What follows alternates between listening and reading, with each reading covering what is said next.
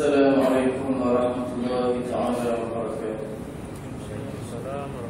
أعوذ بالله السميع العليم من الشيطان الرجيم. بسم الله الرحمن الرحيم.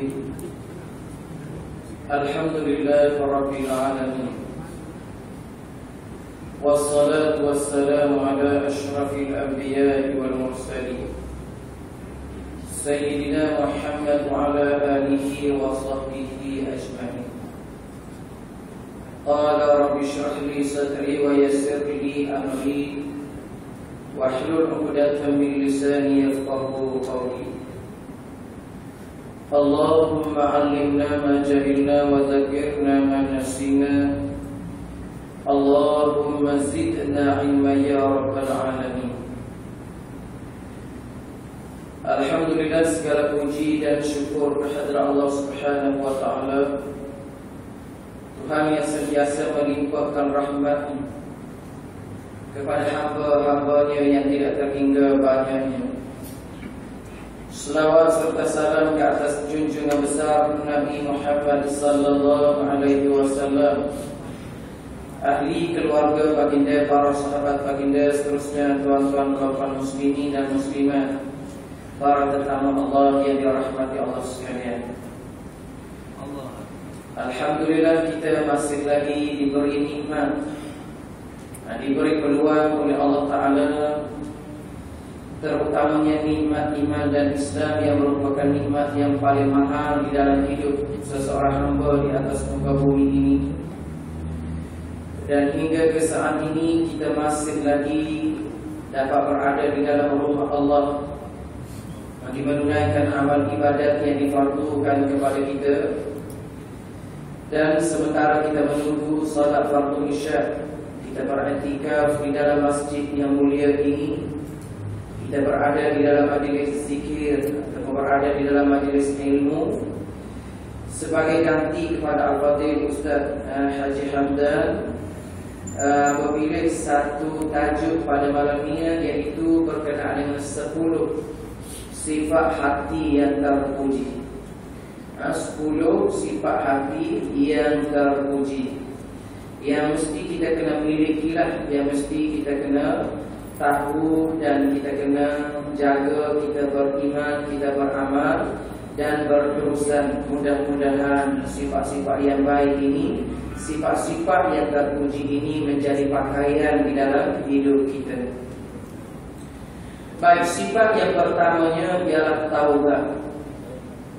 Bertaubat kepada Allah dari segala dosa, yakni kembali mengikuti ajaran Allah Subhanahu wa taala. Rukun taubatnya ada 3. Tahu rukun taubat ada 3. Yang pertamanya menyesali maksiat yang telah dilakukannya. Kita menyesal di atas maksiat yang telah kita lakukan. Yang kedua, berhenti dari melakukannya. Cukuplah, apalah kita ada buat maksiatnya, berhentilah, kata dia.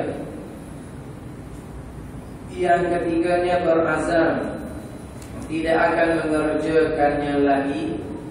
Jika maksiat itu berhubung dengan makhluk, yakni dengan manusia, maka disyaratkan mengulang, mengganti atau minta halalkan. Dan jika tidak kuasa, maka hendaklah ia bersungguh-sungguh mengikhlaskan taubatnya dan memohon kepada Allah supaya orang yang punya hak itu meredhakannya pada hari kiamat. Ini 3 rukun taubat bagi seseorang yang telah melakukan dosa. Dan kita adalah merupakan anak cucu kepada Nabi Adam alaihissalam. Maka anak cucu Nabi Adam ini tidak akan dapat lari daripada melakukan kesalahan, melakukan dosa, melakukan maksiat. Maka bila kita melakukan maksiat, kita melakukan dosa, maka bertaubat itu hukumnya adalah wajib. Bagaimana Allah Ta'ala perintah kepada kita, ya ayyuhalladzina amanu tubu ilallah Wahai orang-orang yang beriman, dalam beriman, di dalam juhud kita, dalam bertakwa kita ni Allah Ta'ala beringat lagi. Kau orang beriman, bukan orang lain, kita lah. Tak bukan orang suku sakak, bukan orang jenis orang dalam keadaan sentiasa melakukan dosa. Allah Ta'ala tuju ayat ni kepada ya ayyuhalladzina amanu, orang yang beriman. Gapo Allah Ta'ala suruhnya, tubu ilallah, bertaubatlah kamu kepada Allah. Bertaubat kepada Allah, taubat yang bagaimana? Taubatan nasuha, taubat nasuha, taubat yang sungguh-sungguh, taubat yang kamu tidak akan buat lagi, tidak akan ulang lagi selepas daripada itu. Itu makna taubatan nasuha. Jadi orang yang melakukan dosa ni, pertama tadi buku dia kata mestilah dia ni menyesal di atas segala maksiat yang telah dia buat. Dan zaman-zaman dulu, zaman-zaman muda, banyak sangat dosa aku ya Allah. Hari ni aku tak cekak dah ya Allah. Dia dosa, walaupun kita tak cekak dah, walaupun kita mati sekali pun, kita buat zaman-zaman itu, kalau tak minta ampun, dia dah ada situ. Dia tidak akan hilang kalau kita tidak minta supaya Allah Ta'ala ampunkan. Maka bila kata cucuan ada ni, bila kita buat maksiat, buat dosa, tentunya kita ada dosa, maka dosa kita ini wajib kena bertaubat. Jadi Allah Ta'ala beringat pada kita, kita beriman dah pun masih lagi ada dosa, maka kita kena bertaubat. Taubat pula, kalau dosa berkaitan dengan manusia, kita kena pulang kepada haknya. Kita jadi dosa lakukan kata ke dia, kita kena minta maaf balik. Kita ambil bagi dia, kita kena minta halal. Patut pulang, patut bayar, ikutlah. Nah, bila Allah Ta'ala kata, bila buat ada hubungan dengan manusia, dengan makhluk ni, kamu pulangkan, kamu ganti atau kamu minta halal. Tapi kalau bulan ni kata juga terkuasa juga kita nak buat, adalah kita bersungguh-sungguh mengikhlaskan bertaubat kepada Allah. Mencari Tuhan yang tak tahu di mana. Nak atas balik bukit, tak ada siapa-siapa boleh dihubung dia. Dan dia pun mati dah seterusnya. Jadi nak buat lagu mana kan? Aku dengan dia tak ada sesawa dia hidup hari itu. Maka hari ini kita bertaubat sungguh-sungguh dengan Allah, supaya Allah Ta'ala ampun dosa kita dan Allah Ta'ala redha kita pada hari kiamat. Dan nak buat lagu mana? Tuhan kata, kalau Tuhan itu masih ada, boleh kita dijumpa dengan dia, minta izin dengan dia, minta ampun dengan dia, minta maaf dengan dia, minta halal dengan dia, patut bayar balik, patut buat sesagilah mengikut apa-apa yang patut. Jadi taubat ialah permulaan jalan bagi orang yang menghendaki akhirat yang selamat. Ianya wajib bersegera. Taubat ni tak boleh nak ditangguhkan. La tu'ajjil yawmal amal ila al-ghad. Jangan kamu tangguh kerja hari ini kepada esok. Esok ni belum tentu tak ada lagi untuk kita. Hari ni sesal, ni pagi ni sesal, pagi ni petang ni malam ni. Bukan kata pagi ni esok lah. Ini adalah bukan daripada amalan orang-orang yang beragama Islam sebenarnya. Kalau susah seteru, jangan kita ta'ajil, maknanya jangan kita tangguh, jangan kita ni maknanya melengah-lengahkan. Sebab kita tak tahu bila kita ni akan mati. Sebab kita tak tahu taubat kita ni Allah Ta'ala terima pada lagi. Dan maka dalam keadaan kita bertanggung-tanggung gini ni, kalau bersabit dengan orang lagi bermasalah. Lalu kata dia, bertaubatnya ialah biar dalam keadaan kita ni bersungguh-sungguh dan bersegera. Dan Allah Ta'ala kata, innallaha yuhibbut tawwabin. Allah mengasihi orang yang selalu bertaubat. Allah Ta'ala ni suka kepada bertaubat. Allah Ta'ala nak tengok kita bertaubat. Allah Ta'ala suruh kita bertaubat. Allah Ta'ala ni bersedia nak terima orang yang bertaubat. Inilah peluang yang dibuka oleh Allah Ta'ala kepada hamba-hambanya yang terlanjur, hamba-hambanya yang melakukan kesilapan, hamba-hambanya yang telah buat salah. Maka Allah Subhanahu Wa Ta'ala membuka peluang kepada hambanya untuk bertaubat. Tempoh bertaubat sudah mati ya. Bukan setakat sebelum mati, bukan sebelum sampai nyawa lekong, dia sampai nyawa dihantung tu tak boleh dia. Bukan tak boleh, maknanya taubat kita tu telah Allah Ta'ala tak terima dia. Maknanya betapa sekejap ni, betapa sebentarnya waktu tempoh kita bertaubat. Bukan panjang. Bila masa tunggu sikit lagi tak ada apa dah. Baru nak bila masuk kubur tu baru nak bertaubat. Nak bertaubat apa lah? Tapi kebanyakan ayat-ayat Al-Quran yang diceritakan oleh Allah Ta'ala kerana manusia ni, waktu aku suruh taubat, tidak nak bertaubat. Tapi setelah dia mati, setelah dia masuk kubur, setelah dia bangkit daripada kubur, setelah dia berada di bumi mahsyar, setelah dia dikira cat, setelah dia dihitung, setelah dia ditimbang, setelah dia masuk dalam neraka, dia kata baru nak taubat pada masa itu. Ni waktu ni Allah Ta'ala tak terima dah. Waktu ni taubat Allah Ta'ala tak nilai dah. Allah Ta'ala tak kira dah. Allah Ta'ala suruh hari ni sebelum mati. Sebab tu Allah Ta'ala kata hatta zurtumul maqabir, sehingga kamu dibawa ke kubur, sehingga kamu berada di alam sunyi, berada di alam yang tak solid. Ketika tu baru khabar. Ruginya aku tak pergi masjid, ruginya aku tak bertobat, ruginya aku tak buat amal ibadat, banyaknya dosa aku. Tu hitung lebih nanti kau tu tak jadi apa dah. Sebab apa? Karena sawfa ta'lamun. Jangan begitu kata Allah. Nescaya kamu akan mengetahui. Jangan gitu tu, jangan mana maksudnya jangan dua sangat dan dunia. Jangan suka sangat buat dosa. Jangan bersungguh sama harga dunia sama kata dan amal ibadat. Nanti kata Allah satu ketika nanti mau kita tengok, mau kita tahu. Tsumma kalla sawfa ta'lamun. Kemudian kamu akan tahu. Dua kali Allah Ta'ala ulang ayat. Nak ayatnya betapa Allah Ta'ala itu beringat kita. Sebab kita ni jenis galit, kita ni pasti jenis larga, kita ni pasti jenis tak boleh buat ibadat. Maka dalam itu Allah Ta'ala mengingat melalui firman-firman yang melalui ayat-ayat dia. So kita ni renung bersama. Sebab tu kita kena rajin baca Quran. Sebab tu kita kena banyak bertadabbur. Sebab tu kita kena banyak mikir tentang kehidupan perjalanan hidup yang kita akan lalui. Bimbang dia takut dia target dia lepas daripada mati kan. Bekalannya tak ada apa sekarang. Nak booster balik, nak mula balik. Bagi tak ada rakam tu. Maka sebelum kamu mati kata Allah, aku nak suruh kamu bertaubat. Allah Ta'ala suka kepada bertaubat. Buat dosa banyak-banyak, maksiat banyak-banyak, tak habis nak kira, tak habis nak hidup, apa-apa. Tapi bila nak balik kepada Allah Ta'ala, Allah Ta'ala bersedia nak terima hamba-Nya. Inilah sifat pemurah Allah Ta'ala, sifat penyayang Allah Ta'ala. Tapi kalau kita tak boleh bertaubat juga, tak ada arah. Bila lagi nak bertaubat? Jangan tunggu mati, jangan tunggu masuk kubur dah baru nak disaksikan tu orang tak pandai taubat dah.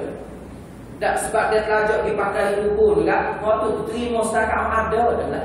Kalau banyak baik alhamdulillah, kalau banyak sebagainya minta Allah Ta'ala lindung. Itulah ada. Bahkan dengan agak orang yang setahunan.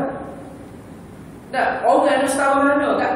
Orang nama wali, nama agama, nama ulama, nama isteri, nama suami, setahunan tak ada bantu kita. Tak lepaskan kita sendiri sebenarnya. Sebab tanggungjawab itu berada di atas bahu masing-masing amanah terhadap Allah Ta'ala. Lagi kata dia Allah Subhanahu wa Ta'ala berfirman tadi, innallaha yuhibbut tawwabin wa yuhibbul mutatahhirin. Dan Allah Ta'ala suka kepada orang yang menyucikan diri. Menyucikan sini suka bertaubat, suka beristighfar, suka meminta ampunan, suka kepada bersih. Bersih hati, bersih jiwa, bersih daripada segala bentuk kekotoran. Pak nama syirik, pak nama kufur, pak nama angkuh, pak nama sombong, pak nama ujub, pak nama kapal lagi, pak nama riya, pak nama hasad, pak nama kecomel ni kita bersih belakang. Dan lagi kata dia sabda Nabi sallallahu alaihi wasallam, at-taibu minadz-dzambi kaman la dzambala. Orang yang bertaubat dari dosa itu seperti orang yang tak berdosa. Nabi kata orang bertaubat daripada dosa ni seolah-olah dia disuci, seolah-olah dia bersih daripada seperti orang yang tidak berdosa. Kita ni tuan, kullu mauludun yuladu 'alal fitrah, kata Nabi. Setiap orang, setiap bayi, setiap baby yang baru dilahirkan dalam keadaan fitrah, suci. Tak ada dosa sikit hati. Tak kira anak Melayu, tak kira anak Arab, tak kira anak Keling, tak kira anak Cina, tak kira anak putih, tak kira anak siapa, semua lahir ini dalam keadaan bersih. Tidak dicalar dengan dosa walaupun sedikit. hatta anak-anak orang kafir buat bau lari itu bersih. Tak ada dosa kita. Fa'abawahu mu'ayyah dialah kata Nabi. Mu'ayyah dialah nak corok ke arah mana? Yuhawidanihi ke, aw yunasiranihi ke, aw yumajisanihi ke. Pilihlah. Nak corok nak betul supaya jadi Yahudi ke, nak suruh jadi Nasara ke, nak suruh jadi Majusi ke, terpulang. Jadi nak cerita hakikat kita ni lahir daripada mak ayah kita yang comel, yang beragama Islam, yang bertakwa, dan kita dilahir sebagai seorang Muslim, tentunya bersih. Namun setelah kita hidup beberapa ketika, tak boleh merangkak, boleh berdiri, boleh berlari, boleh berjalan, boleh tak boleh bercakap. Kuatlah pula gagahnya kita. Meningkat lagi usia kita sampai kepada alam kanak-kanak. Masuk sekolah, pandai ada pakai baju, pandai ada pakai gotu-gotu ini, tak pakai gotu-gotu tahu belakang. Meningkat lagi usia remaja, meningkat lagi usia dewasa, meningkat lagi usia yang tua. Sehingga ke saat ini, maknanya dia panggil step by step, peringkat-peringkat kehidupan yang telah kita lalui. Ada dah dosa-dosa yang kita lakukan, ada dah kesilapan-kesilapan yang kita lakukan, dan ada dah maknanya benda-benda yang dilarang oleh Allah Ta'ala yang telah kita calarkan dalam hidup kita, yang menyebabkan kita ini terguris, yang menyebabkan hati kita ini tidak bersih lagi sebagaimana waktu kita mula dilahirkan. Siapa bila dia duduk dalam ni, mestilah kita kena berusaha. Mesti kita kena dalam keadaan bersungguh-sungguh yang dipanggil bertaubat, memohon keampunan kepada Allah Ta'ala. Nabi katakan, ya ayyuhan nas, tubu ila Allahi fa inni atubu ilaihi fil yawmi mi'ata marrah. Wahai manusia, bertaubatlah kamu kepada Allah, sesungguhnya aku sendiri bertaubat kepada Allah dalam sehari tak kurang daripada 100 kali. Nabi suci, bersih, maksum, tak ada dosa. Kita ni hari-hari start celek mata pagi sampai kau tidur, waktu malam kita kata balik-balik dosa. Hoki yang telinga, hoki yang lidah, hoki yang tangan, hoki yang kaki, dia mata, dia apa ni? Hoki yang telinga. Banyak sangat benda yang kita buat sehari-hari pas. Dan ada sehari tu ada 24 jam. Lepas pada sehari seminggu, pas bulan, pas tahun, hari ni 50 tahun dah. 50 tahun dan 10 tahun dah hidup, tentunya banyak. Bertaubatnya sebanyak-banyak. Nabi yang tak ada dosa tu tak kuat pada satu kali sehari. Kita orang penuh dengan dosa, tak saya bertaubat. Siapa kita? Bapa Nabi bagi dia bagi tahu kepada manusia bahawa aku ni ada berat bersungguh bertaubat kepada Allah. Walau Nabi kan dia tak bertaubat, dia tak berdosa.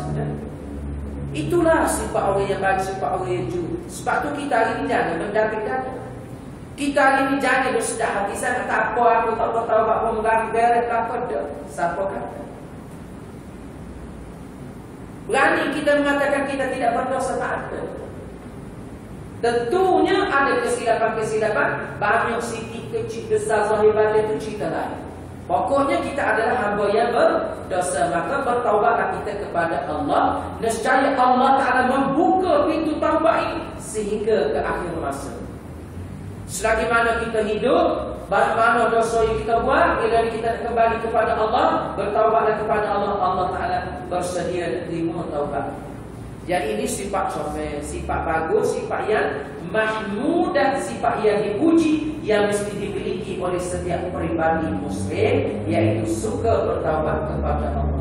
Banyaklah beristighfar. Astaghfirullahalazim. Berapa kali kita nak sebut perkataan ini? Sebut dengan sebanyak-banyak. Tak ada harap 1000 ke 2000. Abu Hurairah radhiyallahu anhu, sahabat Nabi. Dan Abu Hurairah ini kita kenal dia seorang sahabat Nabi yang rapat dengan Nabi. Berzikir dia dalam sehari-hari tak kurang daripada 12,000 kali. Tak 12,000 zikir mohon ampun dengan Allah, dan membaca 10 kalimat-kalimat memuji Allah tu sampai setahun tu sahabat Nabi. Kita boleh sebut berapa kali? Tak ingat mana pun kadang-kadang. Inilah kelemahan yang ada pada kita. Lalu sesiapa yang suka kepada bertaubat, Allah Subhanahu wa taala sentiasa bersedia. Nabi kata dalam satu hadis kan, jika Allah Taala yang Nabi, jika hamba aku ni nak baik dengan aku, nak rapat, nak kembali kepada aku sejika aku nak rapat dengan hamba aku sehasta. Jika hamba aku nak hampiri kepada aku satu hasta, aku nak hampiri hamba aku dalam sedekah. Jika hamba aku datang kepada aku dalam keadaan berjalan kaki, aku bersedia dan terima hamba aku dalam keadaan berlari. Maknanya selangkah kita nak baik dengan Allah, Allah Ta'ala terus 10 langkah nak terima kita. Ini tawaran, ini peluang waktu kita hidup di atas muka bumi pada ini. Waktu hayat kita masih ada. Tetapi peluang ini tidak lagi diberi oleh Allah Ta'ala setelah kita ni ditamatkan tempoh oleh Allah Ta'ala. Peluang hidup habis. Peluang akhirat, waktu akhirat pernah dibuka, ketika itu baru nak bertaubat. Semua taubat-taubat itu tidak dimustajab, tidak dimakbul, tidak diterima oleh Allah Ta'ala. Gak manusia ni, kalau dia susah, kalau dia seksual mari, kalau dia desak sangat, dia tohok sangat ni, dari neraka tu dia doa lagi. Doa dari neraka tak jadi apa. Bila dia sakit, bila dibakar, bila dia masuk seksual azab, baru berdoa. Kau waktu di dunia tak suatu doa, kasih doa. Hari ni aku tak suatu nak doa pula. Tu kerana manusia. Time susah, time payah, baru ingat kepada Allah. Time sakit demam, baru ingat. Pergi masjid, bila segala balik, kenapa pergi pula-pula. Tak tahu mana masjid. Tu jangan buang-buang. Buanglah, kata dia. Pusat maknanya buanglah kita sifat-sifat yang tak comel. Yang keduanya ialah sifat terpuji yang mesti ada pada kita, takut akan Allah Ta'ala, yakni khauf. Takut kepada Allah, orang yang benar-benar mengenali Allah Ta'ala, dialah orang yang takut kepadanya. Innama yakhshallaha min ibadihi al-ulama. Surah Fatir. Allah Ta'ala kata innama yakhshallaha min ibadihi al-ulama. Hanya yang takutkan Allah Ta'ala dari hamba-hambanya ialah para ulama, yakni orang yang berilmu, yang lebih kenal dan rapat hubungannya dengan Allah. Dialah yang lebih takut kepada-Nya. Allah Ta'ala kata orang yang paling takut kepada aku di kalangan hamba aku, di kalangan ulama. Siapa ulama? Yakni orang yang tahu, orang yang kenal tentang aku. Semakin dia kenal Allah Ta'ala, semakin takut. Semakin dia rapat dengan Allah Ta'ala, semakin tak berani nak buat maksiat. Semakin dia banyak mengabdikan diri kepada Allah Ta'ala, semakin tak suka melakukan dosa. Ini tanda-tanda orang yang takut kepada Allah Ta'ala. Ni kena ada ciri-ciri. Gak kita takut kepada Allah Ta'ala ni, kita kena, maknanya kita boleh kalau kita takut, kita kena kenal, kita kena tahu siapa Allah. Dan bagaimana hari ini kita mudah takut dan kita main rasa tu bila orang kata apa? Bila orang kata kesobilan kapal tu, ada lima besar tu, paling kata sekarang ada orang kapal tu, 5 ringgit itu cuma kau. Bila orang sebut gitu, kita tak kita. Sebab dalam kepala kita boleh bayangkan 5 ni sejenis binatang hak tanah, 5 ni sejenis binatang hak pagi dia tu pantai. Bila dia kau dah dapat hidup dan seorang, ini kita boleh bayang dalam kepala kita sifat 5 tu gitu. Kita tak kita. Tapi bila orang kata takutlah kepada Allah Ta'ala, kita tak rasa tungan, sebab kita tak kenal Allah. Kita tak nampak bagaimana azabnya neraka Allah Subhanahu wa Ta'ala. Bagaimana hari Allah Ta'ala tunjuk dia marah kepada hamba-hamba. Bagaimana hari Allah Subhanahu wa Ta'ala mencampur hamba di dalam neraka dan Allah kata. Kita tak seria mana bagi ni, kalau kita tak kenal, kita tak tahu, kita tak nampak, dan kita tidak rasa, dan kita juga tidak mengkaji secara mendalam hal-hal ini. Tengok orang takut kepada Allah Ta'ala, para sahabat Nabi dan para rasul. Demon ni takut kepada Allah Ta'ala ni. Sebab tu dia berjaya dari segi ibadah hebat. Siapa kau semaya tu kan? Dawa yang manisnya, seronoknya, suka dia semaya ni, tak sesudah. Nabi kita semaya, nak cerita Nabi semaya sunnah. Nabi kian baca surah Al-Baqarah. Surah Al-Baqarah ni berapa juz? Habis surah Al-Baqarah bagi neraka. Rokok Nabi ni Nabi baca Subhana Rabbiyal Azim wa bihamdi, sama lama dengan dia qiyam. Kemudian baginda beriktidal lama. Kemudian baginda sujud. Dalam sujud itu baginda membaca Subhana Rabbiyal A'la wa bihamdi, sama lama dengan waktu dia qiyam. Hebat ibadat, rasa manisnya mengabdikan diri kepada Allah. Kita sepanjang hidup paling boleh tahu sekali habuk tak seperti ini. Jumpa orang-orang kahwin musim Ramadan itu pun kenal. Tidak ada halawah, tidak ada manis sebenarnya. Itu dia ibadat sunnah. Sedekah derma pun seperti habis-habis. Nabi baca ayat man dzalladzi yuqridullaha qardan hasanan fayudha'ifahu lahu ad'afan katsira. Sambung lagi ayat Nabi surah Al-Imran. Bila sahabat Nabi yang bernama Abu Dahdah dengan Nabi baca ayat ini, dia faham.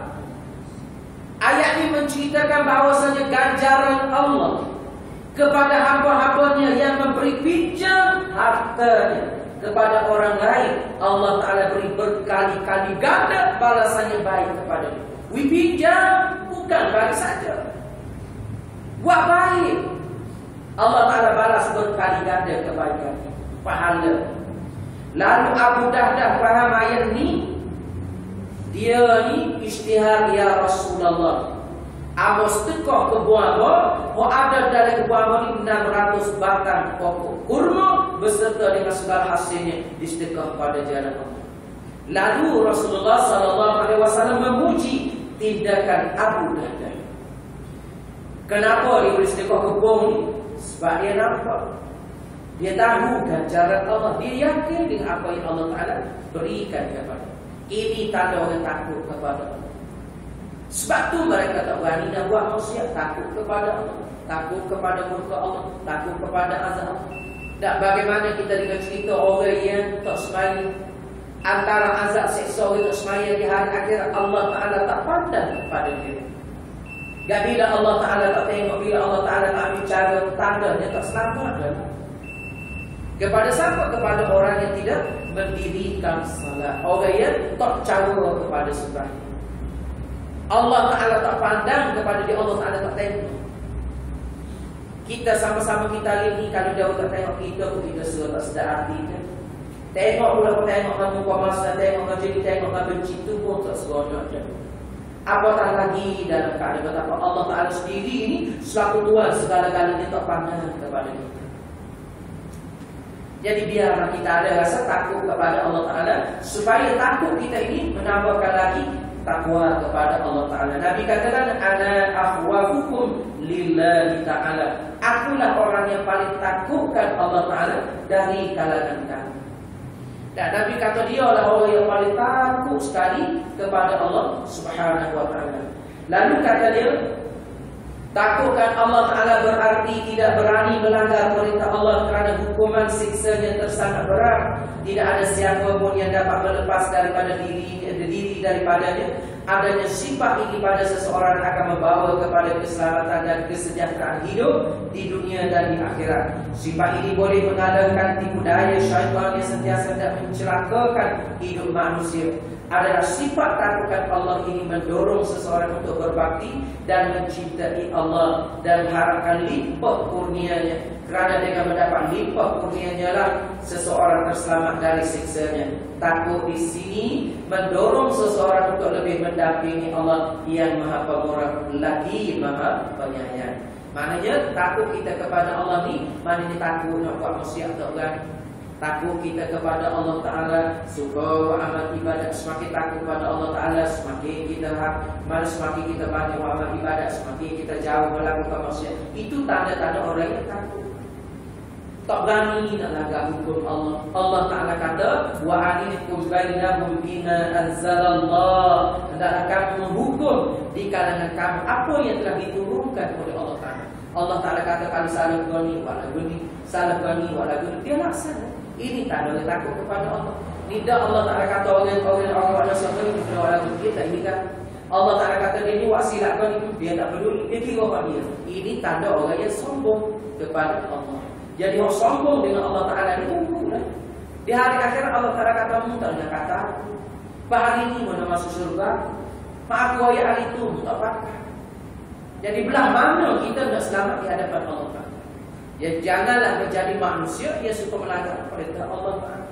Allah Ta'ala kata Allah Ta'ala sesuanya kita waktu semuanya. Ini dipanggil orang melanggar, orang takut kepada Allah. Gitulah semua perintah Allah Ta'ala mesti kita kena buat mengikut apa yang dikehendaki oleh Allah Ta'ala. Itu tanda orang yang takut kepada Allah. Jadi biar kita takut kepada Allah Ta'ala lebih daripada kita takut kepada sesama makhluk. Kita kena latih itu pada diri kita supaya kita takut kepada Allah. Buat kau kali kadang pun ada takut kepada Allah. Jadi biar ada sifat-sifat lagi, kita ada sifat suami. Biarlah orang nak kata lewe, orang nak kata tak hebat, tak kuat pun biarlah. Asalkan kita ni mendapat pandangan yang mulia di sisi Allah Subhanahu wa ta'ala. Baik, yang ketiganya zahid. Zahid ni yakni tidak mencintai mata benda duniawi, tidak terpikat hati kepada kebendaan tu zahid. Tak nama kau comel kalau tak nama orang boleh nama ni zahid. Maknanya ia merendah diri ataupun ia tidak mencintai mata benda dunia, tidak terpikat hatilah dengan kebendaan. Sifat zahid adalah penyelamat daripada menjadi hamba dunia, hamba orang, hamba wang, hamba pangkat, hamba perempuan dan seterusnya. Itu makna zahid. Maknanya dia tak ada sifat-sifat lagi. Di mana sifat zahid boleh mengekalkan seseorang berada di jalan yang lurus menuju ke redaan Allah Subhanahu wa ta'ala. Orang yang zahid ni adalah orang yang kenal hakikat hidup. Dia tahu siapa diri dia, dan dia tahu hakikat kebendaan itu setahu mana. Kalau dia agak tipu daya, hela dan sebagainya, semua dia tahu dah. Jadi biar kita ada sifat. Ya, sifat zahid ni maknanya bukan tidak nak pada dunia, nak juga. Tapi jangan sampai pada peringkat lupa akhirat. Jangan sampai pada peringkat tak peduli lagi harap-harap. Jadi zahid ni lah jadi pagar dalam diri hidup kita ni. Mana kontrol supaya kita ni tidaklah terlalu terlajar sangat dengan urusan-urusan kehidupan dunia sampai pada peringkat boleh membawa kepada dosa.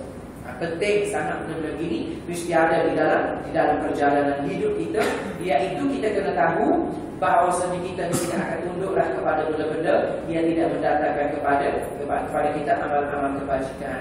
Dan sebagai contohnya, kita tidak akan menjadi hamba kepada dunia, tidak menjadi hamba kepada wang ini. Sebab kita kadang-kadang kami mencari harta di pasar, tak peduli siapa mana, tak peduli hal-hal, tak peduli walaupun pernah dengar. Kerana nak harta benda, tak harta nak tahu bagaimana sangat, dan nak tahu mana sangat. Dan hari mati kita tak ada sekal harta bagi kalian kita. Semua ambil demo berapa. Dan orang sakit tinggal kepada orang yang telah kita tinggalkan. Pada mana, pada suami, pada isteri, pada ayah, pada adik-beradik. Dan dia akan mewarisi harta kita. Dia kita waktu hidup kita Allah mengatakan saya. Nah, jadi mana harta ini bukan teman yang sebenar yang akan membawa kita ke dalam kubur tak ada. Balik dan salah satu yasbiul mayyit ila al-qabri, kata Nabi, 3 kali kata mayat di kubur, fayarju ithnani wa yabqa ma'ahu wahid. 2 dia balik, 1 kekal. 3 kali di kubur dia, yang pertamanya ahli kubur, orang anak-anak keluarga di ngatakan kubur, katulah. Bayar rujim balik belakang. Siapa duduk dengan kita dari kubur? Tak ada soal pun. Kalau suka hilang hidup janji gotu-gotu juga belakang. Siapa tanya mati dia kubur soal ini dia. Tak ada kalau sudi nak tidur dengan dia boleh kubur tak kos dia suruh tak ada. Dan mana anak, mana cucu, mana suka kali kita tu semua tidak. Yang kedua Nabi kata wa maluhu harta benda dia kipak kubur juga. Dan buat urusan besar kepada si mati, patut balik juga. Tak balik boleh buat orang dia tak ada kapal. Akhirnya wa yabqa ma'ahu wahid, kekal dengan dia satu saja, amaluhu amalan. Kau ni maka balik. Tak susah kau kita, senang kau kita, suka kau kita, tak suka kau kita, tetap dia duduk bersama dengan kita.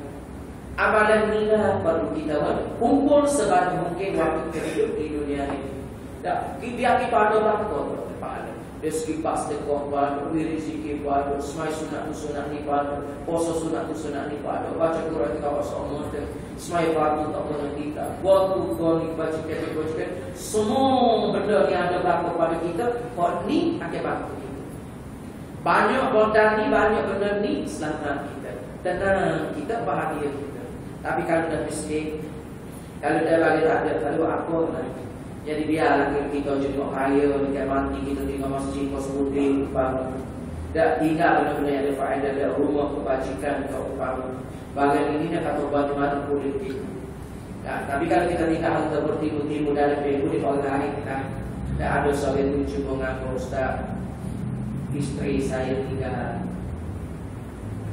harta lebih banyak juga dah, ada pilihan banyak ni, ada saham-saham dia pada, tanah pada, kereta pada, rumah pada. Ya, isteri saya meninggal. Jadi kan, bila dia meninggal, saya ingat harta boleh ke siapa, boleh kau hidup. Kalau orang hidup ada anak saudara, boleh kan saudara itu. Riwayatnya dan banyaknya harta kita bagaimana pun, hari kita mati tak ada orang kesekara kali. Inilah kadang-kadang kalau kita tengok orang-orang yang hebat. Siapa dia? Sultan Salahuddin Al-Ayyubi. Hari dia mati, tuan-tuan. Nak beli kain kafan pun tak ada duit dia. Seorang sultan mati beli kain kafan pun tak ada. Lalu dihadirkan oleh salah seorang pembeli. Nabi kita mati dikafankan dengan kain daripada Yaman. Bukan bapa kita, tetapi Nabi mati satu sen pun Nabi tak tinggal dunia. Ni orang kaya hebat. Walau Nabi kalau nak kaya boleh pakai kain. Dan bukit tertawan menjadi batu-batu tertawan menjadi gol-gol semua bahkan untuk mendapatkan Nabi. Semua Nabi Allah. Sebab Nabi tidak Nabi kata aku menengok kekayaan kesenangan aku sebenarnya di hari akhirat di dalam syurga. Dunia hari ini aku bagaikan berada di bawah pohon kayu untuk berteduh puas sementara bila sampai masa aku ingin dengan pohon kayu. Itulah yang diumpamakan oleh Nabi. Jadi kita ini betul-betul jangan letak maklum dunia segala-galanya. Dan dunia ini adalah hidup kita bersama kita. Jangan kita tertipu dengan urusan-urusan dunia ini sampai kepada mereka menjadi penghalang kita untuk mengabdikan diri kepada Allah Sang Benda yang sihat dan salah. Itu hidup kalau yang Pak Limon ini banyak lagi benda lain antaranya sininya ialah yang keempatnya ialah kita kena sabar. Sabar juga merupakan salah satu sifat yang terpuji. Dan yang kelimanya ialah mensyukuri nikmat Allah. Yang keenamnya ialah ikhlas. Yang ketujuhnya selain daripada ikhlas mesti ada sifat yang terpuji pada kita. Yang ketujuhnya tawakal, yang dapat kasih kepada Allah. Yang kesembilan redha akan qada yang ketetapan yang keputusan Allah Taala. Akhirnya yang kesepuluh ingatkan mati. Ini sifat-sifat yang mesti hidup dalam jiwa kita, yang mesti kita terbuka sampai bila-bila. Mudah-mudahan ia boleh membantu kita di dalam melipatkan dalam amal ibadah kepada Allah Subhanahu wa taala. Astagfirullah untuk malam ini, mudah-mudahan sedikit sebanyak tazkirah yang ringkas ini ada sedikit kebaikan untuk kita bersama. Wallahu a'lam. Aku qauli hadza astaghfirullahalazim li wa lakum. Wassalamualaikum warahmatullahi wabarakatuh. A'udzu billahi minasyaitonir rajim. Bismillahirrahmanirrahim. Allahumma ij'al jam'ana hadza jam'an marhuman wa tafarraqana min ba'dihi tafarruqan ma'suman. Allahumma inna nas'aluka ridhaka wal jannah wa na'udzu bika min sakhatika wan nar. Allahumma innaka 'afuwwun karim tuhibbul 'afwa fa'fu 'anna wa'fu 'alaina wa 'an jami'il muslimin rahmatika ya arhamar rahimin. Allahumma rabbana atina fid dunya hasanah wa fil akhirati hasanah wa qina adzaban nar. Wa sallallahu ala sayyidina Muhammad wa ala alihi wa sahbihi wa sallam. Walhamdulillahi rabbil alamin.